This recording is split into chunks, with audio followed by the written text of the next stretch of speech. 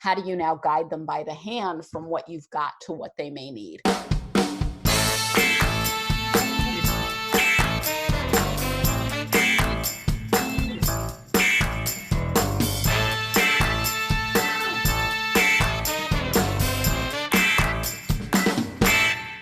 Okay, welcome back to the Marketing Playbook presented by Details Interactive. Here you'll take away 3 game-winning marketing plays every episode to take back to your team. I'm your host, Mark Friedman, and my career has been focused on direct-to-consumer marketing, direct mail, physical retail, and digital commerce. This is episode number 21, and today's guest is Kim DeYoung. Before we get started, a quick thank you, as always, to Max Brandstetter of the Wild Business Growth Podcast for producing this episode. You can reach him at max@hippodirect.com to help bring your podcast to life. Let's open the playbook. Ready, break. Well, hello, everyone. Thank you for joining the Marketing Playbook podcast. Today, I'm joined by Kim DeYoung. As a teacher, coach, chief operator, connector, lover of all things marketing, and author of the upcoming book, Finding Your Way, Mapping Your Unique Path to What's Possible, Kim teaches the special processes for coaching yourself to navigate your meaningful choices. Kim, thanks for joining me today. Thank you, Mark. I'm so glad to be here with you. Well, as you know, we've talked kind of off air. It's been roughly 30 years since we have chatted. How's life been for you? I would say overall, my life has been a good life for these past 30 years. Thank you. That's great to hear. And just to give the listeners, some perspective, Kim and I worked together at a business called Tweeds, which was a catalog business that was launched in 1986. And I was one of I think I was the 4th employee. And you joined in 1988. And what was your role there? What was my exact height? I was probably like a merchandising assistant. Or a production assistant, something like that. It was a very fun introductory job for me that was, really a stepping stone for so many things. Yeah, I think it was that way for a lot of us. There were a lot of young people there. We had pretty significant growth. And, the Tweeds business was one of the first, if not the first, catalog businesses that was funded by venture capital money. So it was a really good learning experience, certainly for me from a direct marketing perspective. But this is not about me today. It's about Kim and your background. I usually like to get going in my show, having the guest talk a little bit about their first story, where you grew up, your upbringing, and how perhaps that was helpful in preparing you for the career, or in your case, careers that you've had. That's a really interesting question. I never get asked that, like kind of going back prior to work. Is that what you're interested in? Yeah, you where did you grow up? Siblings, kind of just your general upbringing. I grew up in the New York City suburbs in Westchester, and I'm the oldest of 2 girls. I would say what's interesting that I have a really strong recollection of in my growing up is that I grew up in a town in Westchester that was very non-Jewish, and I am Jewish. I didn't really realize it until I had some kind of an unusual moment, and I said something to my mother, like, "Why did that boy say this to me?" And she said, "Oh, that's because you're Jewish." And that was it. As I got to 7th grade, the high school that I was zoned for was not a great high school. And my parents gave me the option of a few different private schools, and I ended up choosing a private school in Riverdale. And so here I am, this very, I don't want to say immature, but a naive 6th grader going off to a school in the city with my eyes wide open.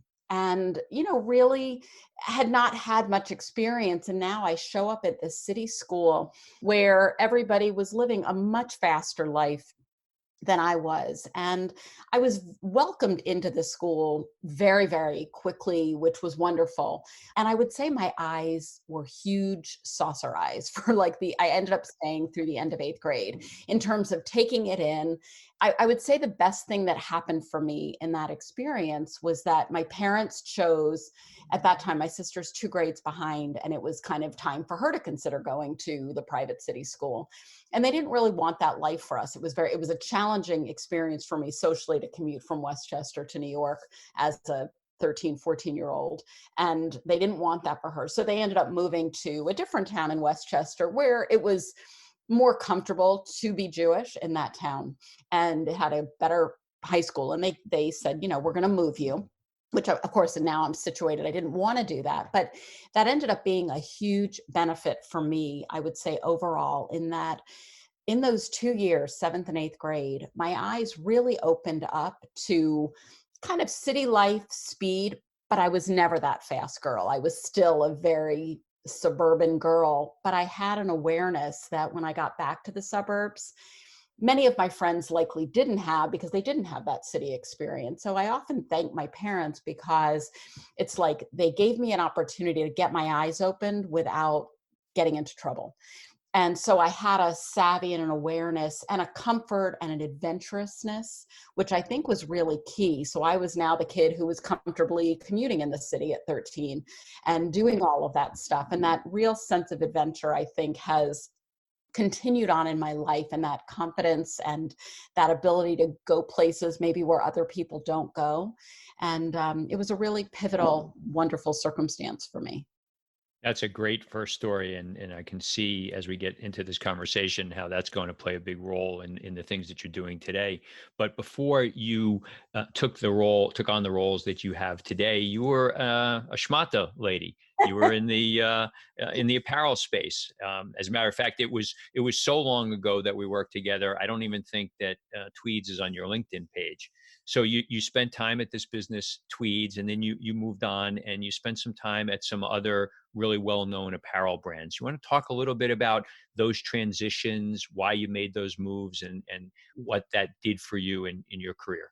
Yeah, yeah. And I'll even take it back one important step before that, which was I was raised of the two girls to be the boy of the family. My dad saw me economics major, business, et cetera. I went to the University of Michigan. That was, my primary focus. And my eyes got open to art history. And I said to my dad, I want to expand my major, econ plus art history. He said, what are you going to do with that? Talk about Rembrandt and coffee shops? And I was like, no, I'm going to be creative in business. And when I graduated, I had an opportunity to work with Sotheby's in London. But at the time, there was bombing going on in London. And my parents asked me to not take that route at the moment. And I thought, well, what other field is good for women who are creative in business? And I thought fashion. We had a good family friend who was in the fashion industry, and she connected me for my first job, which was as an assistant buyer at Bergdorf Goodman in New York. I knew nothing. I had zero retail experience. I was ticketing bras for, much of my beginning career at Bergdorf Goodman. And interestingly, part of how I landed at Tweeds, and it's a really great story from the perspective of I had come across the Tweeds catalog, which to me was a magazine of lifestyle, clothing and lifestyle. And I didn't know of that. I had gone from lingerie to designer at Bergdorf's, and I guess my dream was not to go to the Seventh Avenue showrooms and buy somebody else's line. What I observed in the Tweeds catalog was they're creating clothing for the lifestyle of this person. I had no idea how this was done. I did not know the term product development. I knew none of that. And I called the 800 number of Tweeds. I said, how do I work for you? And, somehow I get connected to the president of the company, who brought me in on a Saturday. I didn't even have to take a sick day. And he said, you know what, if you start next week, I'll take you to Hong Kong. I thought, okay, that's really not a very hard decision. I'm going to say yes. And, was really immersed in ground floor. How do you create product for what the consumer wants? And ultimately left Tweeds, which was really the most beautiful job to have started out in that space, and then moved on to the Gap. I moved across the country to San Francisco. That was really, a true highlight. I was with the Gap and Banana Republic for a few years, developing women's product, being a part of Banana Republic when they kind of took them out of what was the Jeep safari world into being a destination women's store. And we were finding our way. That was a lot of fun to be a part of that, a lot of chaos. But I also, one of the benefits of my career when I was at the Gap was that I came in as a merchandiser, and merchandisers at that time also handled production, which is not a thing that they probably do any longer. But what that meant was I got to travel all over the world in factories, developing product, et cetera. And the learning was extraordinary. I really often describe my Gap experience as having worked for the Harvard, of the fashion industry, to have been immersed in what I was immersed in, and to have learned what I learned, and to have worked with brilliantly smart people as a team collaboratively. It was wonderful. And truly, I never saw myself doing anything other than working for a big company. I loved working with smart teams of people, and, moved on to J. Crew, to Armani, to different things, and was ultimately let go due to a downsizing just as I was pregnant with my first child. And that was really a pivotal experience for me, because I really was at a crossroads. We had just bought a home in the New York City suburbs that definitely required two incomes. And yet it was like, okay, I'd now risen to a certain level in management. I thought by the time I find a job, I could be, ready to have this baby, and not wanting to go back. And one of the things I had observed while being at the Gap with so many women at senior levels was an opportunity for maternity clothing. And I reached out to the president or the owner of the Gap, and I said, I want to start Gap Mom for you. And he said, it's a great idea, Kim. He said, we will ultimately, but not now. And I said, I get it. But I took my Gap savings, I took my, all of the ambition and know-how that I had, and I developed my own line of maternity clothing called Metro Mom Maternity, which I designed, produced, sold. I was selling it, multi-channel, wholesale, women coming to my home. I was the destination resource in, in the tri-state area of New York. What was interesting, I'll tell you, something that I recall so vividly. Having worked at Bergdorf's, a small store, I was very, very aware of how the small retailer, or the small wholesaler actually, would often get charged back for, niggly little things that the small guy can't really afford to have done. And my vision originally when I created Metro Mom was to sell it to Neiman's and Nordstrom's. I thought I had a high-end vision. It was kind of like the Banana Republic of maternity. But having had the Bergdorf's experience, I was a bit resistant to, being that small guy getting charged back for all of these things, which is what caused me to say, you know what, I'm going to sell it from my home and see what happens. And my first two children are 1 year apart. So it kind of just worked for me. But next thing you know, I had 2,000 units of clothing in my house, women coming to my house whenever their pants were too tight. I will say, from a learning experience with Metro Mom, it wasn't the business that was thought out from the perspective of how will I grow this, et cetera. It was certainly thought out from a product perspective. I was very clear what I wanted the products to be, the fabrications, the need I was filling in the market. But what I didn't really give great thought to, and it's one of my biggest lessons, was that I invested in a lot of inventory. And because it was maternity, unlike, any other I've got to have it now kind of line, I always had to be inventory heavy, which was not a brilliant thing from a business perspective. Versus if you're in wholesale, you tell them, someone places their order, you tell them they're going to have it in 6 weeks, 12 weeks, whatever it is, and you have the opportunity to manage your cash flow. I didn't really have that. And after being in that business for a few years, women were now coming upon their second pregnancy, third pregnancy. I had to keep expanding the line. It became quite a bit, but it was an extraordinary experience to have done that. So that was your entrepreneurial bug, but then from there, and that great success, you did a couple of other startups, and one in particular was around digital marketers. Yeah. So what happened, and this was the transition, as the women were in my home shopping and buying their maternity clothing, they were like me. They were 30-year-old women who very much wanted to have their child. They waited, more than their mother's generation might have, but their career was important. And so this was now this experience of work-life balance, which I certainly didn't really have a lot to model. This was, we're now talking 20 plus years ago. That wasn't a widespread term as it would be now. And I thought, I really want to coach that woman. And I had been sort of told along the way, as I was getting coached through my maternity experience, that I was seen as a coach. And that became, that bug kind of got in my ear. So I ended up transitioning what was Metro Mom Maternity to Metro Mom, the community for women who are mom entrepreneurs who want to work online. And so it was that transition of me building a site, me beginning to coach, et cetera, mom entrepreneurs who wanted to take their vision online. And that was kind of the foray into that. What ultimately happened in that circumstance was that I learned that the mom entrepreneur doesn't necessarily spend money when she's sitting with that particular hat on. So I realized I needed to adjust that business. But one of the things that I had done in creating Metromom was I was a student of everything internet marketing. And as I needed to create a site and all of that, I learned about e-commerce, I learned about list building, I learned about affiliate marketing, I learned about, all of the things that one needs to do, but I learned it on my own. I didn't have the resources. I had actually spent so much on Metromom, I needed to cut back at this time. And I really was a student of learning everything. And I'd had someone point out to me a bit of time after my Metromom experience. She said, Kim, I've never seen anybody get things done as quickly as you. And that was a kind of pivotal moment, because it was this realization that, wait, I do get things done quickly. I know what needs to get done, and I'm tenacious and figure it out.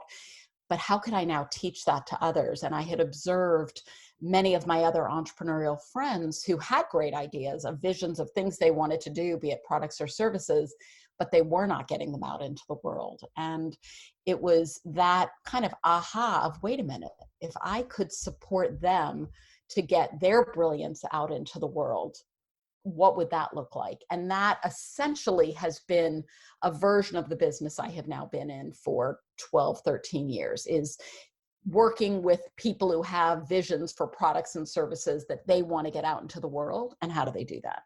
Okay, so let's hold that one for right now. So let's jump to present day. You've taken us up to what you're doing most recently, checking out your biography and doing some homework. I don't know how you have time to do anything. You have so much going on: podcast, book writer, speaker, working with individuals, working with companies. How would you boil down for the listener what Kim DeYoung does for a career?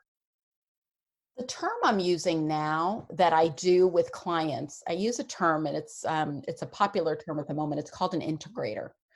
And what an integrator is someone who makes a vision. Like, so my clients are typically those who have a big vision of a mission that they want to get out there, again, product or service. And I, as the integrator, partner with them to make it happen. So that's essentially, I take big visions and help get them out into the world.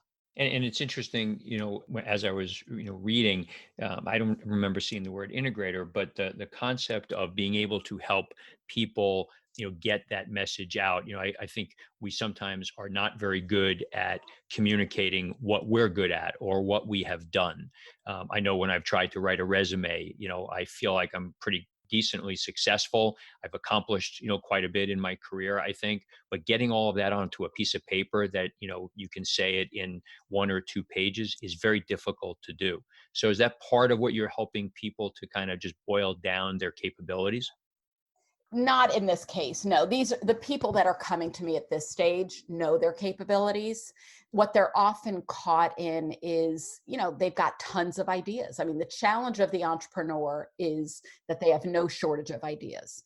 But their challenge is getting those ideas out into the world, and what comes first, and how do you build the things that you want? So they often know. I have worked at over the years, I've worked with people who are at a more introductory level and people who are more advanced. At this point, I'm primarily working with people who are more seasoned and have something already, and they want to take what they have and improve upon it. And it tends to be, does it tend to be they have a business that they want to start, or a service that that they want to provide to folks and get paid for that service? Most of the clients that I work with are some form of a coach, and it can be a health coach, a spiritual coach, a dating coach. I've worked the gamut. Each of them has a coaching platform. They all, coach about whatever it is their specialty is, but they all have info products and services as well that they are now marketing and getting the word out there so that they've got additional revenue stream. All of them have multiple income streams, whether it's through speaking, through affiliates, through coaching services, through product offerings. And I would say a skill that I have that I genuinely love, and this really comes from like back in the day of retail, is guiding a customer by the hand on that product journey, building that marketing funnel. So whereas at Banana Republic, when I was there and we were selling someone a pair of pants, you know, the natural thing is, would you like the belt? Would you like the shirt? Well, similarly, how do you translate that concept online? You know, someone's gotten something, you've piqued their interest, they've woken up at 3 a.m. to Google something, landed on your website. How do you now guide them by the hand from what you've got to what they may need and what else they may need? And that is like, my brain thinks like a retailer, but I often love bringing in, you know, really who is the customer? What do they need? And how do we give it to them? And how do we get into their head? And I think my retail experience has really served me in that way, in that, you know, at the Gap and out at J. Crew, whomever, it was the physical product of, okay, it's the holiday season, we need to create a sweater. What is that sweater? What do they need, et cetera. Now it's, instead of a physical product, it's an info product. How do we capitalize what the client's expertise is, package it into information that can now be sold digitally? As a coach and as a consultant, have you had formal training in these areas over time, No. or is this something that was just innate in you? You know, I haven't been schooled in it. I've certainly over the years bought many info products of my own. I've studied with wonderful coaches. I love going to conferences. I mean, I'm truly a perpetual student. You know, it's funny that I never thought I was an entrepreneur back in those retail days, but I really am the quintessential entrepreneur in that I just love taking in information and how do I then do something with it. So, you know, I'm grassroots.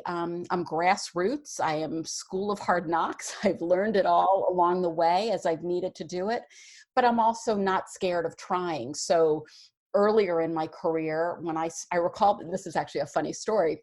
When I had my first one of my first online websites, I was working with a coach, and she said, "You know, you're going to need to have a lead magnet." And which I knew what the term was, but I didn't have one. I said, "What do you think I should do?" She said, "You're going to need to have a CD in which you talk about, you know, your 7 things that you help people with." I said, "But I don't have it." She said, "You will." And, you know, next thing you know, I created my 7 things and I created a CD, which I didn't know how to create a CD, but I did. And I figured out how to ship a CD and, you know, all the things that one did. And you know, I just figured it out along the way. I took what I was learning and absorbing and seeing others doing, and I always put it through my Kim filter to say, you know, does this work for me? Am I doing it in a way that I want to do it, that feels right for me? And, you know, I've done enough of that on my own that I teach others how to do that as well. So when you have a company that perhaps comes to you, they want you to help them consult. What kinds of problems are they bringing to you, and that they're looking for solutions? Well, I can speak about, okay, I'll speak about 2 specifics that I can think of. One amazing client that I had a few years ago had a huge amount of traffic to his website, but people were hitting the site, but they weren't becoming customers. And I said, you know what? You're not segmenting your list. Who are these people? You know, what buckets do they fall into? They don't all need the same message. So if we can get clear, who are the segments either that you want to speak to and therefore have clear messaging, so as that person hits your site, they're like, ah, that's me, I'm going to go down that path, versus the other one goes down another, and you speak to them and you really imagine getting into their shoes so that you can now build a path of marketing content, product, services for them. That was extraordinarily fun to have gotten the clarity of the segmentation and then to have built specific marketing funnels of products and offerings for those consumers. That's one particular client. A more current client is someone who's unbelievably prolific with all that she creates. Very, very knowledgeable in her space, but a lot of her content was sitting on her hard drive and was not being monetized. So I really came to her initially with, okay, how do we kind of go through the archives of all this stuff that's sitting, you know, somewhere on your hard drive? How do we resurrect it, freshen it up, and figure out again which segments of your list, she had a huge list, which segments of your list would benefit, and then again build the path. So we give them one thing and the next thing and the next thing, and how do we kind of build the breadcrumb path? So those are 2 different examples. The devil's in the details. You've probably heard that phrase time and time again in your professional life. Projects get started with great intentions, but you no longer have the time to pay attention to the little things that can make the difference between success and failure. At Details Interactive, you can discuss your business with a seasoned direct-to-consumer marketing executive who has helped launch and grow web businesses and integrate multi-channel marketing initiatives. Learn more at detailsinteractive.com. We're recording this in mid-September of 2020. We're still right in the middle of COVID pandemic. How's that changed your business a bit? Do people come at you for coaching for different types of things than perhaps pre-COVID?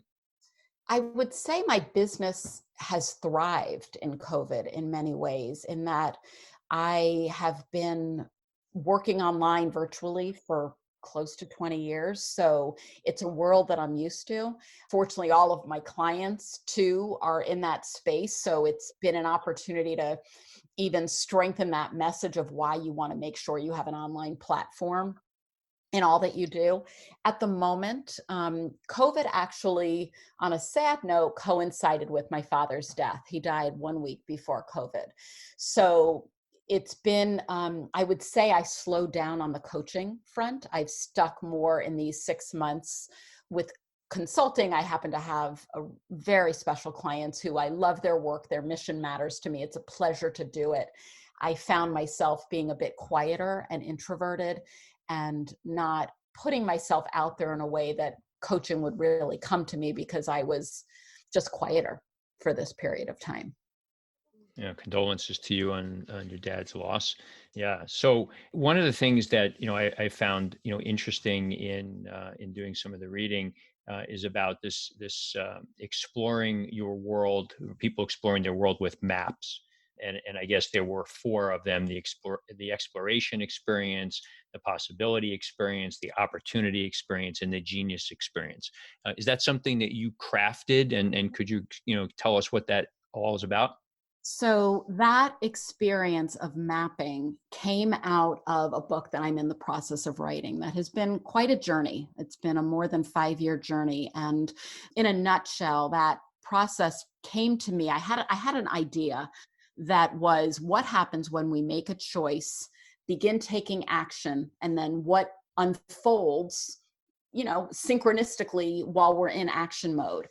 And while I posed that question to myself, I reflected on a particular choice I had made many years ago and all that had come from it. And to take what had happened in my particular circumstance, I ended up taking a mind mapping software, mapping all of I made the choice, this happened, that happened, et cetera, using mind mapping technology. And what that particular first map afforded me was the ability to look at a 2-year window of time and all that came into my life, again, both that I created and that I didn't, that, synchronistically, magically happened, and to really observe from a place of gratitude in looking back, but also an incredible place of possibility of, what choice today could I make and what becomes possible. Anyway, that one map ended up becoming 30 maps in a year, where I now took others through this process, plus probably 50 of my own, of like exploring lots of nuances of choices that I was making.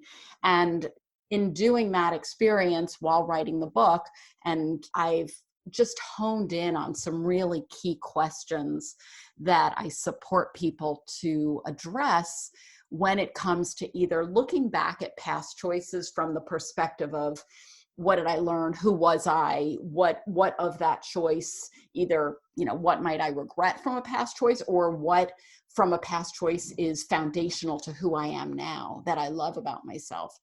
And as well, from a present and or future choice, what is the choice I need to make today? What fears do I need to let go of, et cetera? So I have been doing quite a bit of coaching around that for people who feel stuck, who want to step into something and they don't know, what that is. They want to get to the bottom of it, something going on, whether they want to heal from the past or step forward into the future.